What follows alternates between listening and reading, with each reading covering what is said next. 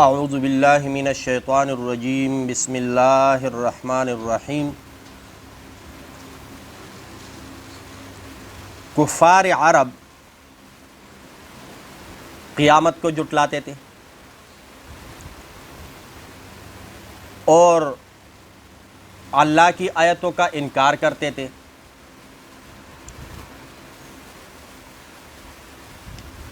جب ان سے پوچھا جاتا کہ من خلق السماوات والارض، آسمانوں اور زمینوں کا پیدا کرنے والا کون ہے، تو سارے کہتے تھے اللہ۔ سارے کیا کہتے تھے؟ اللہ۔ لیکن ایک جو ان کا عقیدہ تھا وہ یہ تھا کہ اللہ رب العزت نے آسمان اور زمینوں کو پیدا کیا 6 دن میں، اس کے بعد ایک سائڈ پہ ہو گئے، اس کی ڈیوٹی ختم۔ اس نے تمام معاملات دیوتاؤں کو جو معبودان باطلہ ہے ان کے حوالے کر دی۔ کسی کے ذمے لگایا بارش برساؤ، کسی کے ذمے لگایا زندگی دو، کسی کے ذمے لگایا موت دو، کسی کے ذمے لگایا کہ فلاں جگہ پہ بارش نہ برساؤ قحط ڈالو، کسی کے ذمے لگایا اچائی، کسی کے ذمے لگایا برائی، کسی کے ذمے لگایا صحت، کسی کے ذمے لگایا بیماری۔ تو آج کی جو آیت ہے وہ اس عقیدے کا مکمل رد کرتا ہے کہ یہ عقیدہ درست ہو۔ ہاں، یہ بات ٹھیک ہے کہ اللہ رب العزت نے آسمان اور زمینوں کو 6 دن میں بنایا، لیکن اس کے بعد ایک سائٹ پہ نہیں بیٹھے چپ کر کے، جس طرح کفار عرب کا کیا ہے عقیدہ ہے، بلکہ کیا کیا؟ الرحمن علی العرش استوى، اور یہاں پر آتا ہے ثم استوى علی العرش۔ استوا کا معنی کڑا ہونا، سیدھا ہونا یا بیٹھ جانا۔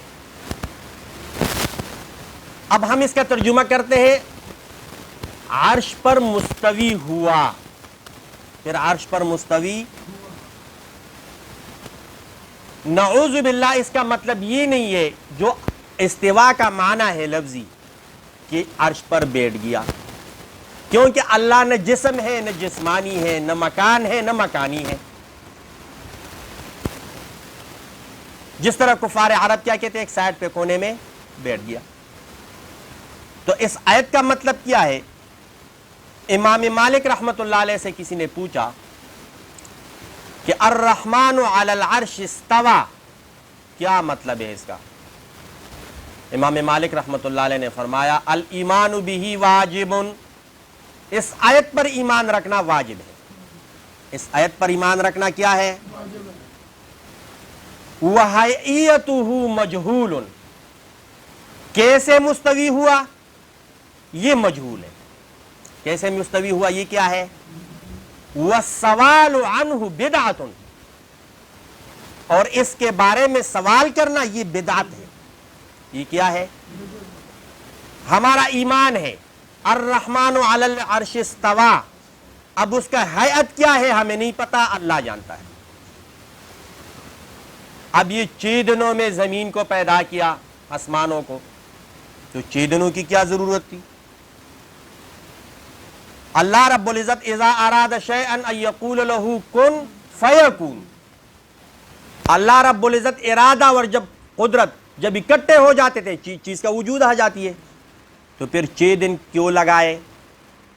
تو اس کا جواب یہ ہے کہ دنیا دار الاسباب ہے۔ دنیا کیا ہے؟ دنیا میں جتنے بھی چیزیں ہو رہی ہے یہ سبب کے درجے میں ہوتی ہے۔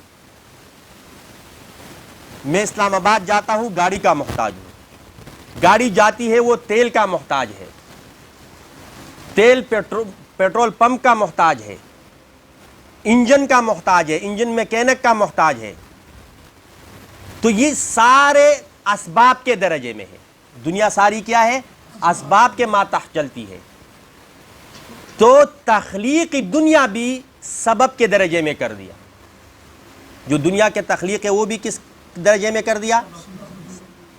یا کلمہ کن کہنے کی بھی ضرورت نہیں ہے. 6 دن اس لیے لگائے تاکہ دنیا میں جو بھی لوگ کوئی کام کرے جلد بازی نہ کرے, جلد بازی نہ کرے, اچھی طریقے سے اطمینان سے کر لے. کیوں؟ نبی علیہ الصلوۃ والسلام کا ارشاد ہے العجلۃ من الشیطان, جلد بازی یہ شیطان کی طرف سے. اور نبی علیہ الصلوۃ والسلام کچھ بھی جب ارشاد فرماتا ہے تو وہ اللہ کی طرف سے وحی ہوتی ہے. تو کیوں یہ 6 دن لگائے؟ تاکہ انسان بھی اپنا کام اطمینان اور آرام سے کرے, کوئی جلد بازی نہ کرے. آگے ایک اور صورت میں آتا ہے کہ زمین کو پیدا کیا 2 دن میں اور یہاں ہے 6 دنوں میں. تو یہ کیا مطلب؟ ایک جگہ کہہ رہے 2 دن اور دوسری جگہ کہہ رہے 6 دن. تو زمین کو پیدا کیا ہے 2 دنوں میں, اس کے اوپر پہاڑ, رزق کا تقسیم, اس میں برکات کا ڈالنا, یہ پھر 4 دنوں میں ہوا ہے. یہ پھر کتنے دنوں میں ہوا ہے؟ 4 دنوں میں. تو اس میں کوئی تعارض نہیں ہے.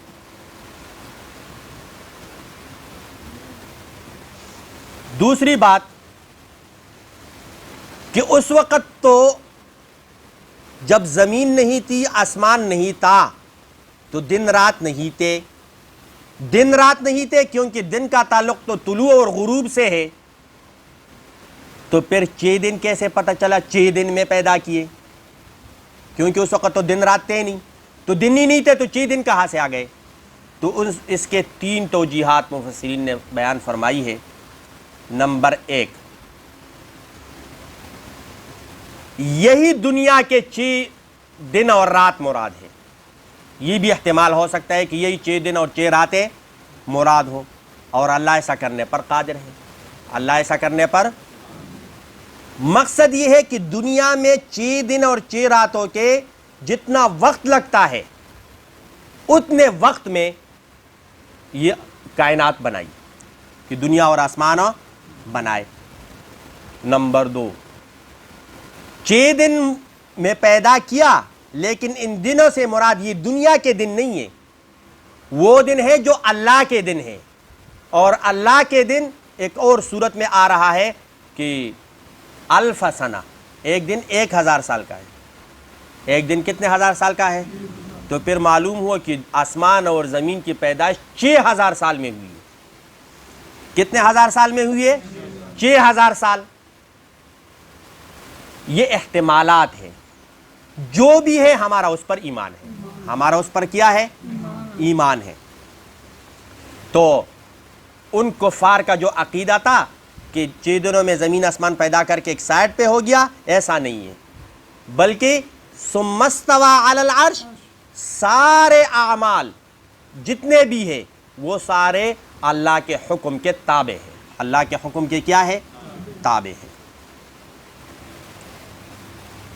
اور اسی آیت میں آتا ہے کہ ڈانپ لیتی ہے رات دن کو, ڈانپ لیتی ہے رات, اور اس کے پیچھے تیزی سے اس کو حاصل کرنے کی کوشش کرتی ہے کہ میں دن کو پکڑ لوں, اور دن یہ کوشش کہ میں رات کو پکڑ لوں. لیکن ایسا ہو نہیں سکتا, کیونکہ سورۃ یاسین میں کیا ہے کہ وہ پانے کی کوشش کرتے ہیں دن رات کو. ایسا نہیں, وہ اپنے ہر ایک اپنے مدار میں چل رہا ہے. اگر ایسا ہو گیا تو قیامت قائم ہو جائے گی, قیامت قائم ہو جائے گی. تو ان ربکم اللہ الذی, تمہارا رب وہی ذات ہے, خلق السماوات والارض, جس نے پیدا کیا آسمانوں اور زمینوں کو, فی 6 ایام, 6 دنوں میں.